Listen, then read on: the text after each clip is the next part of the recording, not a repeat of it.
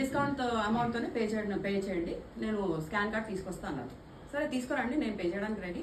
2000 కాదు 10,000 కూడా ఇస్తా, బట్ ఐ వాంట్ అపాలజీ. అందరు కాకపోయినా ఒక్క మగాడనే ఉన్నా, ఒక్క మగాడైనా అపాలజీ ఇస్తే మస్త్ ప్రశాంతంగా పడుకుంటా అని చెప్పాను.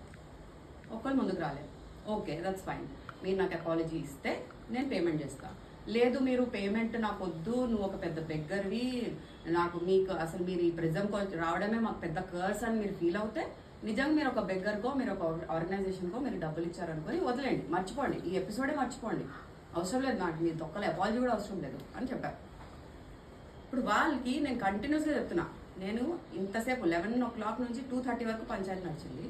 ప్రతి హాఫ్ అన్ అవర్ 15 minutes చెప్తున్నా, లెట్ మీ లీవ్, నాకు ఇక్కడ ఏం సొల్యూషన్ కనిపించట్లే, నాకు మీ అపాలజీస్ కూడా వద్దు, లెట్ మీ లీవ్. పోలీస్ వాళ్ళని అడుగుతున్నా, మీరు ఒప్పుకున్నారు కదా డిస్కౌంటెడ్ ప్రైస్ నేను ఇస్తానంటే, అది కూడా మీరే చెప్పి మీరే మాట మార్చేసుకున్నారు. సో నేను అపాలజీ లేదు అంటే నేను బిల్ కట్టను, మీరు ఏం చేసుకుంటారో చేసుకోండి, మీరు నా మీద ఎట్లాగో